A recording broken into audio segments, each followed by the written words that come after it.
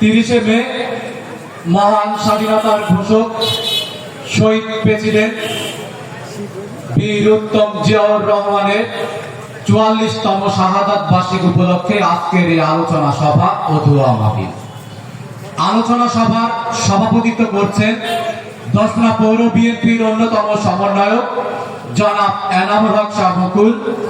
প্রধান অতিথি হিসাবে উপস্থিত আছেন চুয়াডাঙ্গা জেলা বিএনপির বিপ্লবী সাংগঠনিক সম্পাদক শফিকুল ইসলাম পিটু।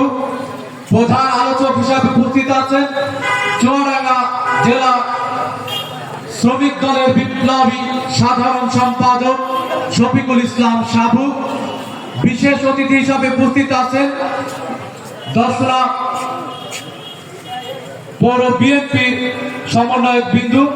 এছাড়াও আমার সামনে উপস্থিত আছেন দশরা ছাত্র দল, যুব দল, বিএনপি সকলকে আমার প্রাণপ্রিয় সংগঠন বাংলাদেশ জাতীয়তাবাদী ছাত্র দলের পক্ষ থেকে রক্তিম শুভেচ্ছা। আসসালামু আলাইকুম।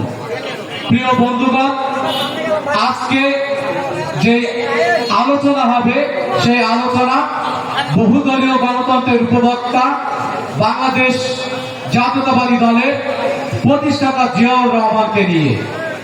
তিনি আজকের দিনে চট্টগ্রাম সার্কিট হাউসের এক চক্রান্ত বাহিনীর হাতে নির্মমভাবে হত্যা হন। আমরা এই জন্য দোয়া চাই। এছাড়াও এই জুলাই আগস্টের আন্দোলনে যে সকল ছাত্র জনতা আহত বরণ করেছে সকলের আত্মার মাগফিরাত কামনা করছি। সেই সঙ্গে আমাদের পার্টির চেয়ারপারসন বেগম খালেদা জিয়ার সুস্থতা কামনা করছি।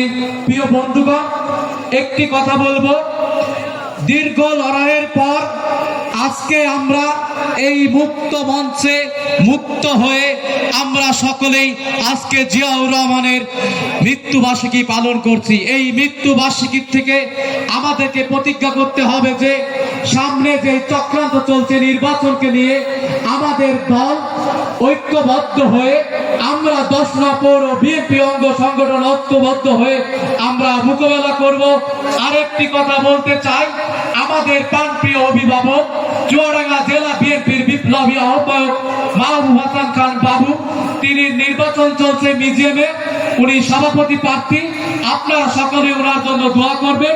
সেই সঙ্গে এই দুই আসনে উনি ধানের শীষে কিন্তু 18 সালে প্রার্থী ছিলেন।